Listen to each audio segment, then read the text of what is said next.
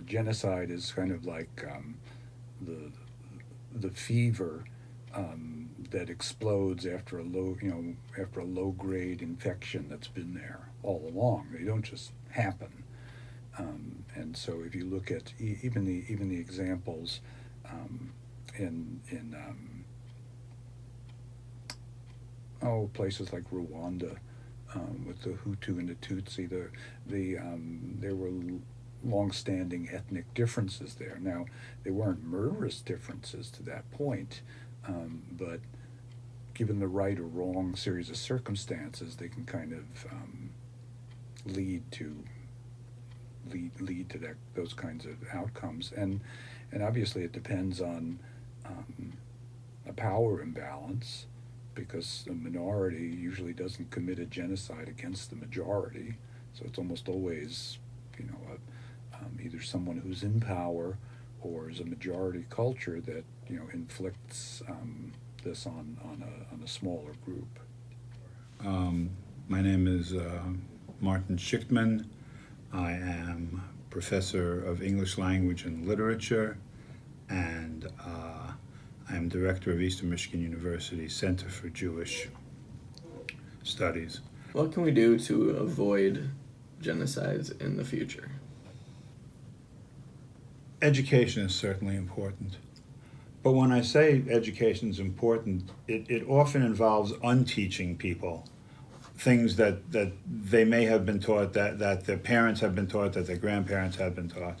It often involves unteaching people of hatreds that have come to them for generations and become available at a particular moment of genocide. So I think education is the most important piece, because that would be successful, we would hope, in unteaching children and adults what the ultimate effect of their hatreds are.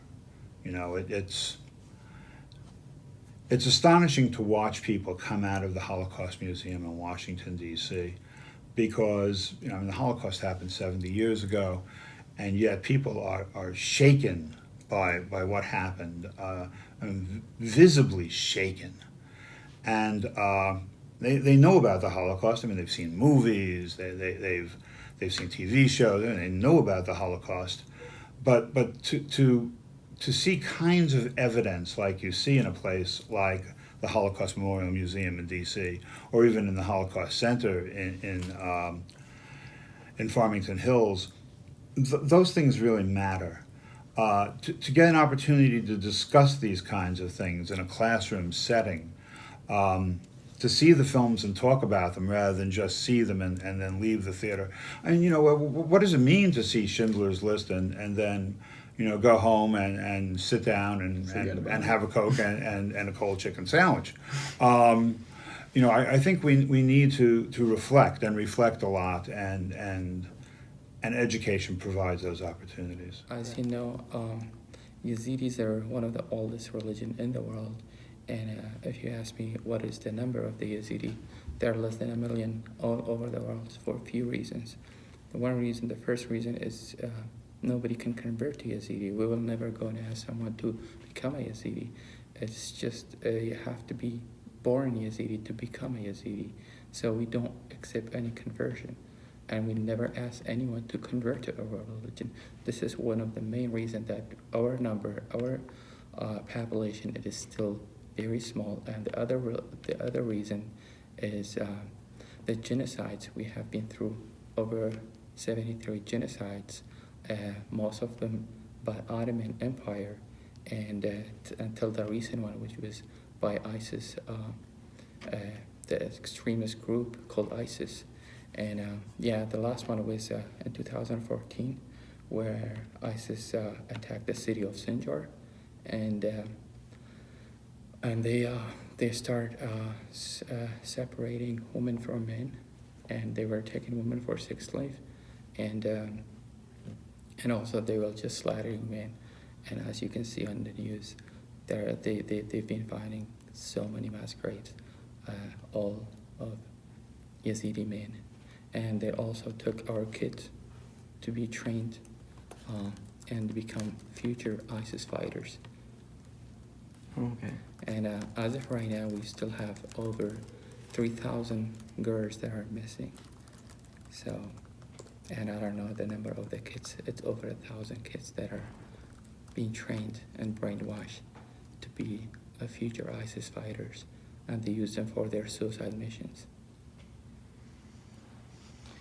Yeah, absolutely. So anti-Semitism in the 1930s was rampant in the United States as well. And there's historical debate about whether that anti-Semitism was a driving factor in the really atrocious refugee policy that the United States had towards Jews in the 30s and then all the way through the war. There are some scholars who would argue that that was a driving principle, that there were anti-Semites in the government and that they were advising the president and advising that Jews specifically not be allowed. And there's a famous case, for example, of the St. Louis, which was a ship that departed from Germany with almost 1,000 Jewish refugees. 1938 arrived. They were supposed to go to Cuba. It didn't work out. They arrived off the coast of Florida and asked to be allowed into the United States, and the United States said no. And so all of those people, all those Jews were sent back to Europe, not necessarily to Germany. They went to other nearby countries, but places like the Netherlands, where then, pretty soon into the war, the Nazis invaded and the Jews there were murdered as well. So yeah, there's an argument that anti-Semitism was a driving force. Certainly we know it was virulent and it was nasty. Jews were restricted from all kinds of, especially social things. Economically, Jews had much more success than they did in Europe. They had much more freedom, but socially they were barred from all kinds of clubs and universities and public activities. That there was certainly a very strong anti-Semitic cultural situation going on in the United States. Okay. I think the kind of thing that Yoram Gross was doing about empathy and different animals, when I watch Disney movies, those themes are there, and they're kind of embedded even in the early Disney movies. And in early children's literature, they say Maurice Sendak thought a lot about the Holocaust when he did Wild Things, and the scene of Pinocchio being sent off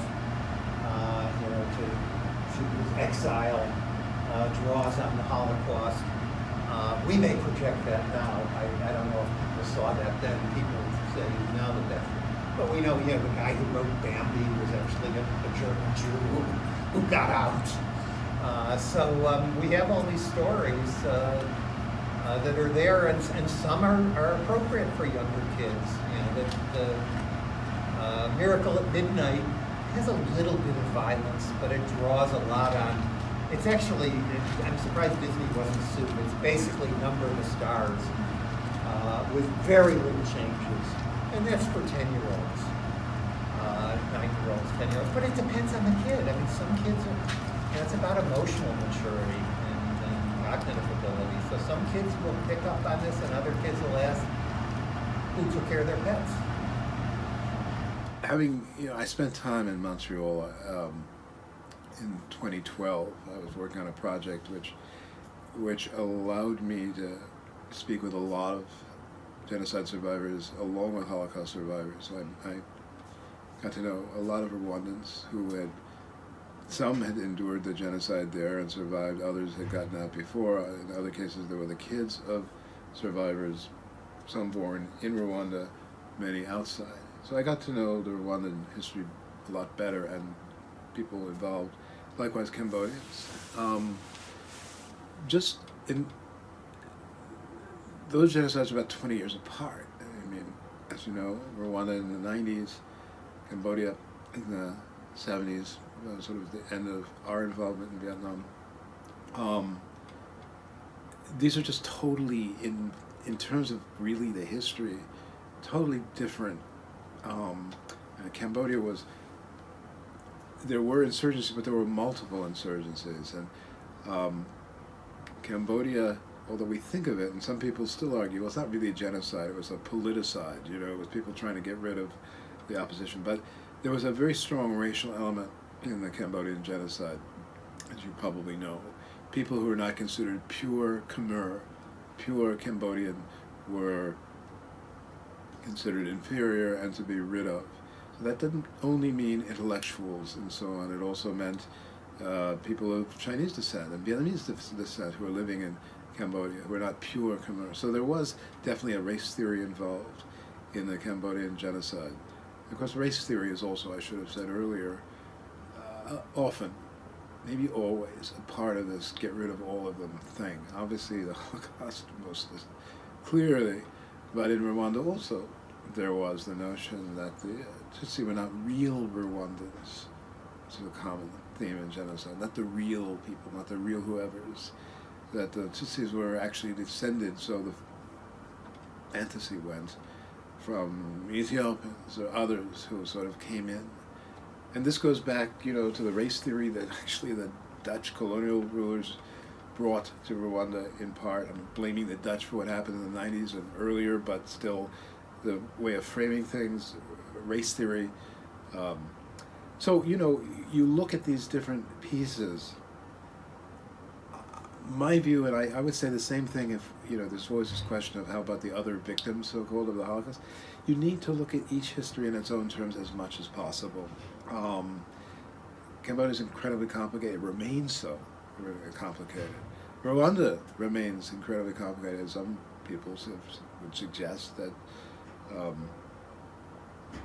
the Tutsi government, Kagame, that won ultimately, or that stopped the genocide, itself committed a genocide or near genocide in Congo after the Rwandan genocide. I mean, so, early, late, obviously the weaponry is different. I'm asking myself whether during the Armenian genocide there were weapons of mass destruction, chemical weapons, or any such thing. I mean, it was the beginning of chemical weapons in World War I, so I suppose it could have been, but as far as I know, not. And as we know in Rwanda, weapons of mass destruction were not necessary. If you had enough people with machetes ready to use them, you didn't need gas chambers and all of that. So even the technology, I'm not so sure, distinguishes more recent. Obviously, a contextual difference is that we have the potential to be much more aware through the media and so on of what's going on globally, whether we care. And when I say I'm not being self-righteous about it, I'm not different. I think we are very insular. I mean, in general, and when I say we, I mean on one level humans, we care about what's going on in our particular neighborhood, country, etc. For the most part. And most of us are not world citizens in any meaningful sense, most of us. On the other hand, we have access to information coming from all over. And if we pay attention, then that's different, in terms of the possibility of being aware. Whether it's possible to act differently as a citizen is something else.